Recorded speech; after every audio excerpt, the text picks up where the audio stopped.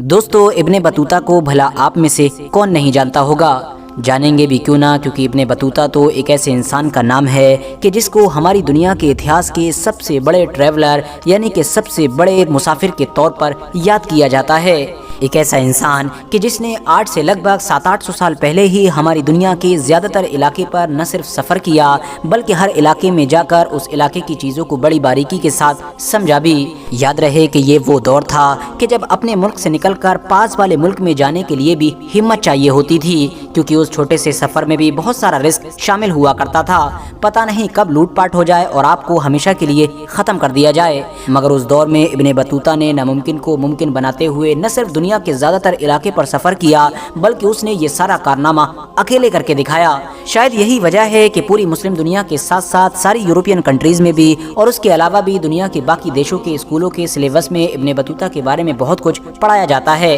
School میں پڑھنے والے ہر بچے کی زبان پر ابن بطوطہ کا نام ضرور آتا ہے، کیونکہ ہماری دنیا کے اتہاس سے جڑی بہت ساری چیزیں تو ایسی ہیں کہ جو بعد میں اتہاسکاروں کو صرف ابن بطوطہ کی مدد سے ہی پتہ چل پائی تھیں، ورنہ ابن بطوطہ کے بغیر یہ چیزیں کبھی پتہ ہی نہیں چلتی۔ ابن بطوطہ نے اپنی زندگی میں لگ بھگ 30 سال سفر کیا اور اس 30 سال کے عرصے میں اس نے ہماری دنیا کا لگ بھگ 1,17,000 کلومیٹر کا ایریا کور کیا، جس کی وجہ سے وہ مارکو پولو اور اس طرح کے کچھ اور ہماری دنیا کے مشہور ٹریولر سے کہیں آگے کھڑا نظر آتا ہے۔ اس کے علاوہ ابن بطوطہ نے اپنی زندگی کے بالکل آخری دنوں میں اپنے سفر کی چیزوں کو لکھنا شروع کیا، یعنی ابن بطوطہ نے اپنی پوری زندگی میں دنیا کے الگ الگ دیشوں میں جو کچھ بھی دیکھا تھا، جو کچھ بھی ایکسپیرینس کیا تھا، وہ سب ایک ہی کتاب میں لکھا، اور وہ کتاب آج بھی پوری دنیا میں کافی مشہور ہے اور اس کتاب کو ایک خزانے سے کم نہیں سمجھا جاتا ہے۔ مگر دوستو آپ کو جان کر شاید حیرانی ہوگی کہ پوری دنیا میں ایک ہیرو کی حیثیت رکھنے والے ابن بطوطہ خود اپنے ہی ملک یعنی کہ موروکو کے جس کو مراکش کے نام سے بھی جانا جاتا ہے اس میں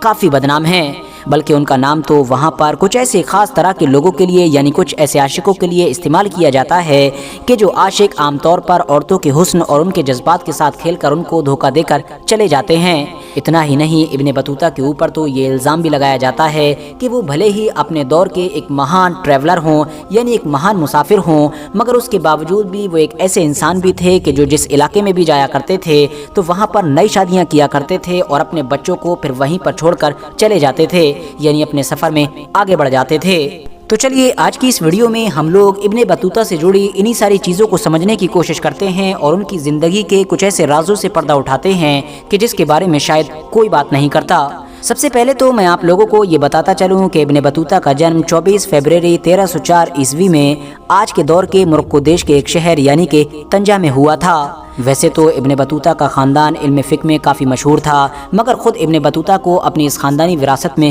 کوئی دلچسپی نہیں تھی۔ ابن بطوطہ کی عمر جب 21 سال ہوئی تو وہ حج کے ارادے سے مکہ کی طرف نکلے۔ یہ سفر نہ صرف ان کی زندگی کا پہلا سفر تھا بلکہ اسی سفر نے ان کی زندگی کو پوری طرح سے بدل کر رکھ دیا۔ ابن بطوطہ کو سفر کا ایسا شوق چڑھا کہ جس شوق نے ان کو ان کے گھر والوں سے، ان کی فیملی سے ہمیشہ کے لیے الگ کر کے رکھ دیا۔ یہ شوق ہی ان کو دنیا کے الگ الگ حصوں میں لے کر گیا۔ اسی شوق کی وجہ سے ان کو اپنی زندگی میں کئی بار لگاتار کئی دنوں تک بھوکے پیاسے رہ کر سفر کرنا پڑا۔ کئی بار وہ دنیا کے الگ الگ علاقوں کی طاقتور فوجوں کے ہتھے چڑھے، کئی بار ان کو لوٹ لیا گیا تو کئی بار تو وہ بالکل مرتے مرتے بچے، اور کئی بار وہ اپنا راستہ بھٹک کر کسی غلط منزل پر بھی جا پہنچے، مگر انہوں نے پھر بھی کبھی بھی اپنے شوق سے سمجھوتا نہ کیا۔ ابن بطوطہ نے اپنے سفر کا آغاز اپنے ملک موروکو سے کیا تھا اور اس کے بعد انہوں نے کئی افریقن کنٹریز کا سفر کیا اور پھر وہ مڈل ایسٹ کے علاقے میں پہنچے۔ مڈل ایسٹ کی زیادہ تر کنٹریز کو کور کرنے کے بعد وہ عراق اور ایران جیسے علاقوں میں پہنچے، پھر وہاں سے ترکی کے علاقے میں پہنچے، ترکی سے پھر وہ اوپر کی طرف نکل گئے یعنی سینٹرل ایشین کنٹریز میں، اور اس کے بعد رشیا ہوتے ہوئے وہ افغانستان، پاکستان جیسے علاقوں سے ہوتے ہوئے بھارت میں آئے۔ بھارت کے بعد وہ نیچے کے علاقے میں یعنی شری لنکا، مالدیو، اس طرح کے سارے علاقوں میں گئے، اور پھر وہ اوپر چائنا کے علاقے میں گئے۔ چائنا کے بعد بھی انہوں نے اپنا یہ حد سے زیادہ لمبا سفر جاری رکھا اور آج کے دور کے اس پورے علاقے میں بھی گئے جہاں پر ملیشیا، انڈونیشیا اور اس طرح کے کچھ علاقے موجود ہیں۔ یاد رہے دوستو کہ ابن بطوطہ لگاتار سفر نہیں کیا کرتے تھے بلکہ انہوں نے تو اس پورے سفر میں اپنی آدھی عمر گزار دی تھی۔ کچھ خاص علاقوں میں تو انہوں نے کئی سال بھی گزار دیے تھے۔ اسپیشلی بات کریں اگر بھارت کے بارے میں تو ابن بطوطہ کی بھارت کے علاقے میں انٹری 1332 کے قریب میں ہوئی تھی۔ اس دور میں اس علاقے میں محمد شاہ تغلق نام کے ایک بادشاہ کی حکومت ہوا کرتی تھی۔ یہ بادشاہ علم والے لوگوں کو یعنی کہ نالجبل لوگوں کو بہت زیادہ اہمیت دیا کرتا تھا اور ان سے بہت زیادہ محبت کیا کرتا تھا۔ इसी लिए ये बादशाह इब्ने बतूता से भी बहुत ज़्यादा खुश हुआ और इंस्पायर हुआ। इवन कुछ वक्त के बाद तो इस बादशाह ने इब्ने बतूता को अपने यहाँ पर काजी के मनसब यानी कि काजी की पोजीशन पर ही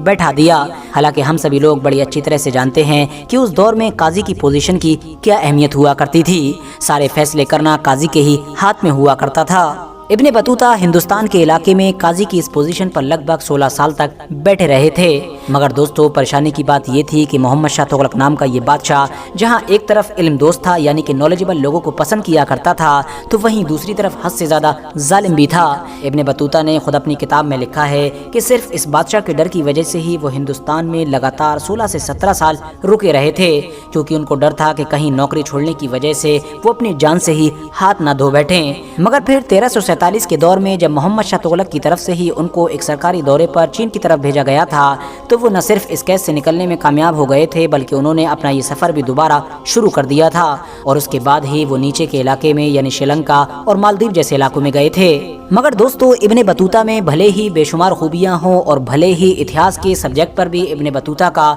बहुत बड़ा एहसान रहा हो, मगर फिर भी इब्ने बतूता को हर दौर में ही औरतों की वजह से बहुत ज़्यादा क्रिटिसाइज़ किया गया है। क्योंकि इब्ने बतूता जिस इलाके में भी जाया करता था, उस इलाके में कम से कम एक शादी तो ज़रूर किया करता था। और फिर जब उस इलाके से रुखसत हुआ करता था तो निकलते निकलते या तो उस औरत को तलाक दे दिया करता था, या फिर उससे ये कह दिया करता था कि अगर 1 साल तक मैं तेरे पास वापस ना आऊं तो फिर तू मेरे निकाह से आज़ाद हो जाएगी। इस तरह से इब्ने बतूता की बीवियों की तादाद काफ़ी बढ़ चुकी थी। दोस्तों, इब्ने बतूता ने खुद भले ही अपने सफ़रनामों में कभी भी अपनी बीवियों से जुड़ी कोई चीज़ शेयर नहीं की, मगर उस दौर के जो बाकी इतिहासकार हैं या इस तरह के एक्सपर्ट्स हैं, उन्होंने ये बात ज़रूर क्लियर की है कि इब्ने बतूता की बच्चों की तादाद 100 से पार निकल चुकी थी और उसकी बीवियों की तादाद भी अच्छी खासी थी। इतना ही नहीं, ये दावा तक किया जाता है कि जब इब्ने बतूता दुनिया के कुछ खास ऐसे इलाकों में जाता कि जहाँ पर खूबसूरत लड़कियाँ ज़्यादा हुआ करती थीं, तो वहाँ पर वो एक से ज़्यादा यानी कई निकाह कर लिया करता था। मिसाल के तौर पर मालदीव के बारे में भी ये माना जाता है कि वहाँ पर उसने 4 निकाह किए थे। इतना ही नहीं, इब्ने बतूता अपनी जमा पूंजी का यानी कि अपनी सेविंग का एक बड़ा हिस्सा दुनिया के अलग अलग इलाकों की अलग अलग नस्ल और रंगों की लौंडियों को खरीदने पर भी खर्च किया करता था। वो जिस इलाके में भी जाता वहाँ की लौंडियों को पहले खरीदता और बाद में वहाँ से निकलते वक्त वहाँ के जो अमीर लोग हुआ करते थे या बड़े बड़े मनसब पर बैठे हुए लोग, उनको गिफ्ट के तौर पर इन लौंडियों को दे जाता था ताकि वहाँ के अमीर लोगों से अच्छे रिश्ते भी कायम किए जा सकें। यही वजह थी कि इब्ने बतूता ने अपने एक्सपीरियंस के बेस पर दुनिया के अलग अलग इलाकों की लड़कियों की खूबियाँ और कमियाँ भी लिखी हैं। इब्ने बतूता खुद ईरान की लड़कियों के बारे में लिखता है कि वहाँ की लड़कियाँ न सिर्फ सबसे ज़्यादा खूबसूरत होती हैं, बल्कि इश्किया हरकतों में भी माहिर होती हैं। इसके अलावा इब्ने बतूता ने मालदीव की औरतों के बारे में भी लिखा, जिसमें उसने कहा कि मालदीव की औरतें इतनी ज़्यादा बेहया होती हैं कि वो आधा सीना खोलकर ही बाज़ारों में घूमती रहती हैं। हिंदुस्तान की औरतों की बेबसी को बयान करते हुए इब्ने बतूता ने लिखा है कि यहाँ के लोग अपनी बीवियों को तलाक देने के बाद भी उनको अपने साथ ही रखते हैं। हालांकि इब्ने बतूता के मुताबिक खुद उसने काजी बनने के बाद इस चीज़ पर रोक लगा दी थी। दोस्तों, यही वो कुछ चीज़ें हैं कि जिसकी वजह से दुनिया के कुछ लोग इब्ने बतूता को दूसरे नज़रिए से भी याद करते हैं। फिलहाल दोस्तों, आज की अपनी वीडियो को हम यहीं पर ख़त्म करते हैं। वीडियो पसंद आने पर न सिर्फ वीडियो को लाइक करें बल्कि अपने फ्रेंड्स के साथ भी ज़रूर शेयर करें और इसी तरह की नॉलेजेबल और हिस्टोरिकल वीडियोज़ हमेशा देखने के लिए हमारे इस चैनल को सब्सक्राइब करने के साथ साथ बेल आइकन को भी ज़रूर प्रेस करें।